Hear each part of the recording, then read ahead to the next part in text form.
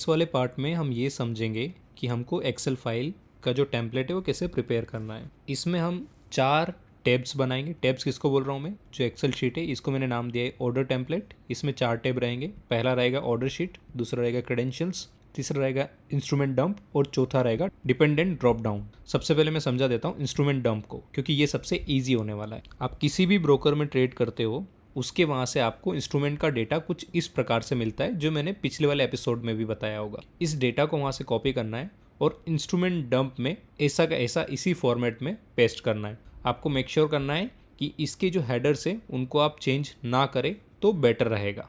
अब चलते हैं दूसरे टेब पर, जो है हमारा डिपेंडेंट ड्रॉप डाउन। इसमें क्या करना है, इसमें बेसिकली आपको ये कुछ चीज़ें बना लेनी है जो मैंने यहाँ पर लिख रखा है। ये वाला, इसके बाद वाला, मतलब कि जे तक, ये सब चीज़ों में कोई फॉर्मूला नहीं लग रहा है, तो आपको एज इट इज़ इसको बना लेना है। अब इसके बाद जो चीज़ें होने वाली है उसमें फॉर्मूला लगने वाला है, तो मैं आपको एक एक चीज़ें समझा देता हूँ। यहाँ पर आपको ये वाला फॉर्मूला लगाना है, as it is copy paste कर देना, ठीक है। ये मैं इसलिए बता रहा हूँ क्योंकि ये आपको आगे जाके काम आने वाला है। इस फॉर्मूले को कैसे लगाना है थोड़ा मैं समझा देता हूँ, ताकि आपको कल से चेंज करना हो तो आप कर पाएँ। अब इसमें क्या है, हमने इंस्ट्रूमेंट डंप को लिया पहले, उसमें सारी चीज़ें सिलेक्ट कर ली, मतलब जो पूरा रहता है ना टेबल, उस पूरे टेबल को सिलेक्ट कर लिया। वैसे टेबल में कन्वर्ट नहीं करना, मेरा कहने का मतलब है कि सारे रोज और कॉलम्स को मैंने सिलेक्ट कर। उसके बाद मैंने बोला कि भाई जो ये वाला जे वाला कॉलम है ना, जे वाला कौन सा है मैं आपको यहाँ समझा देता हूँ। ये देखो ये जे है, ठीक है। जे में क्या है, फ्यूचर सी पी लिखा हुआ है ना। तो मैंने बोला कि जो जे वाला कॉलम है ना, ये ऑर्डर शीट में B1 की तरह होना चाहिए। और ऑर्डर शीट में मैंने B1 क्या लिख दिया, सी और पी का ड्रॉप डाउन दे दिया, C P E Q future जो भी आपको चाहिए। तो ये क्या करेगा, फिल्टर उस हिसाब से कर लेगा। तो हम जाते हैं डिपेंडेंट ड्रॉप डाउन पर, और यहाँ पर ये ऑटोमेटिकली इस फिल्टर को लगा देगा। अगर आपने सी लिखा तो सी, पी लिखा है तो पी।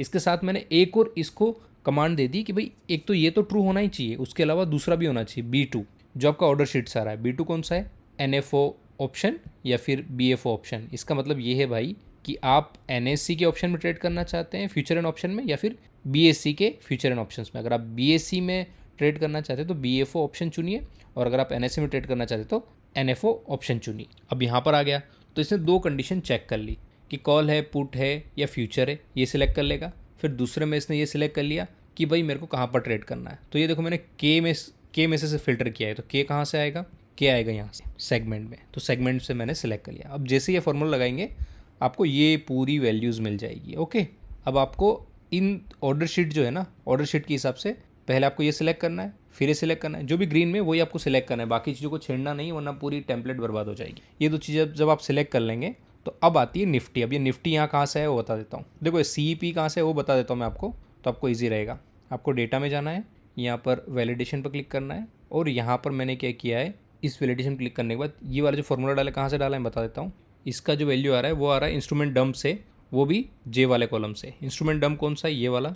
तो इसमें जो जे वाला है ना इंस्ट्रूमेंट टाइप, यहाँ से इसकी वैल्यूज़ आ रही है। तो जो भी वैल्यू यूनिक वैल्यू वो यहाँ पर फिल्टर लिस्ट में आपको अपीयर हो जाती है। इसकी वैल्यू कहाँ से आ रही है, NFO ऑप्शन की। तो इसको फिर से आप जाएंगे डेटा वैलिडेशन में, और यहाँ पर आपको दिख जाएगा कि डिपेंडेंट ड्रॉप डाउन में B से लेकर B2 B3 है, ठीक है। डिपेंडेंट ड्रॉप डाउन में चले जाते हैं B2 B3, तो ये इन दोनों से आ रहा है, ठीक है। मतलब इन दोनों में से एक वैल्यू अपन यहाँ सेलेक्ट, ये 2 वैल्यू जैसे आप सेलेक्ट कर लेते हैं, तीसरी वैल्यू बहुत ईजी हो जाती है, ये ऑटोमेटिकली खुल जाता है। और इसमें आपको जो सिलेक्ट करना है वो सिलेक्ट कर लीजिए। जैसे मैं निफ्टी सेलेक्ट कर लेता हूँ, या फिर यहाँ पर अपन BFO डाल देते हैं क्योंकि बैंक निफ्टी बोल देते हैं, और यहाँ पर मैं सेंसेक्स सेलेक्ट कर लेता हूँ फॉर चेंज, ठीक है। अब सेंसेक्स जैसे सिलेक्ट किया, ये देखो लोड साइज सब चली गई। अब यहाँ पर एक्सपायरी डेट क्या आएगी, ये देखो एक्सपायरी डेट यहाँ फिर से आ गई।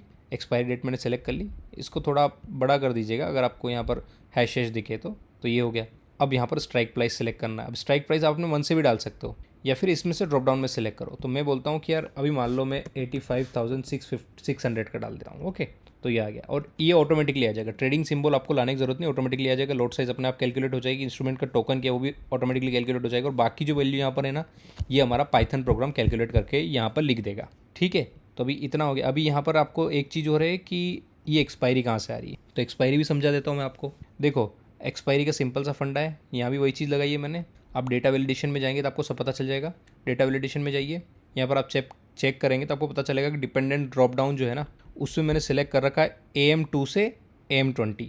यहाँ जाइए, AM2 से AM20 पर क्या है, ये वाला। अब ये कहाँ से आया मैं आपको बता देता हूँ। ये तो अपन ने फिल्टर से निकाल लिया था, ये वाली टेबल जहाँ पर अपने 2 फिल्टर एक साथ लगा दिए थे, जो हमारा ऑर्डर बुक में फर्स्ट और सेकंड वैल्यू थी उससे।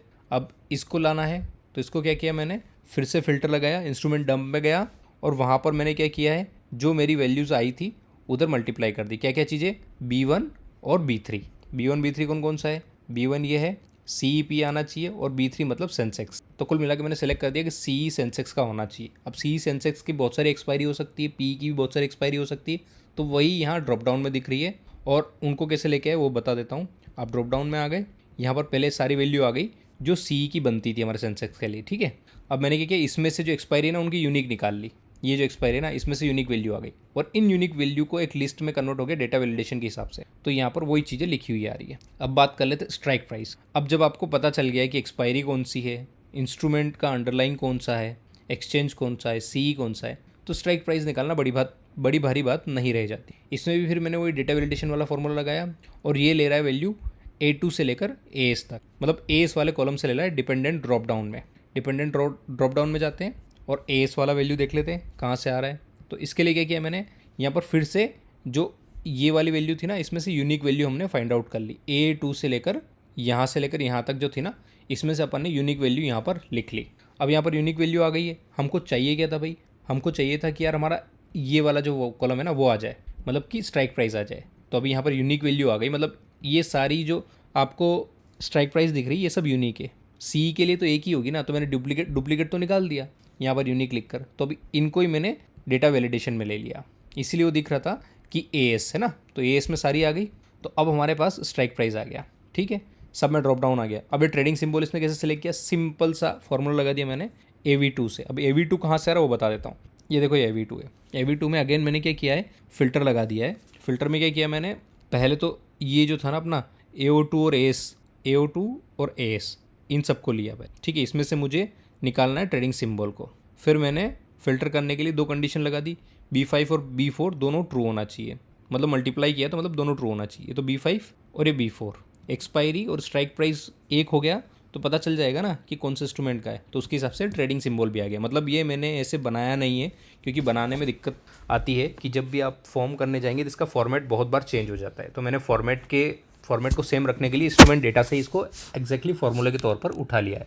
मैं इसलिए बता रहा हूँ क्योंकि बहुत सारे लोग बोलेंगे नहीं मुझे ये करना है वो करना है, तो ये सब चीज़ें आप अपने हिसाब से बना सकते हैं और थोड़ा बहुत चेंजेस कर सकते हैं। अब आपको और डिटेल चाहिए तो आपको यूट्यूब पर वीडियो देख के थोड़ा बहुत डिटेल में आपको स्टडी तो करनी पड़ेगी, अगर आपको ये सब चीज़ें सीखनी है तो, ठीक है। अब लॉट साइज़ कैसे आ गया भाई, लॉट साइज़ के लिए सिंपल सा फॉर्मूला है भाई, ये जो ट्रेडिंग सिंबल है अगर मैं इसको जाके यहाँ पर सर्च करूँगा इंस्ट्रूमेंट डंप में तो एक रो ही मिलेगी ना मुझे। अब एक रो के लिए आपको पता है कि भाई इसकी एक्सपायरी भी एक ही होने वाली, एक्सपायरी तो इसकी एक ही है, प्लस इसका स्ट्राइक प्राइस तो अपने को पता चल ही गया था, ये भी पता चल गया था। अब ये आ गया लॉट साइज़, इसके सामने का लॉट साइज़ लिखा हुआ आ जाएगा। मतलब लॉट साइज़ हमने अपने मन से नहीं लिया है कि सेंसेक्स का 20 होता है, वो जो भी लॉट साइज़ आता रहेगा वो ऑटोमेटिकली यहाँ पर अपडेट होगा आपके इंस्ट्रूमेंट डेटा में और वहीं से ये चीज़ लेगा, तो कभी भी गलत नहीं होगा।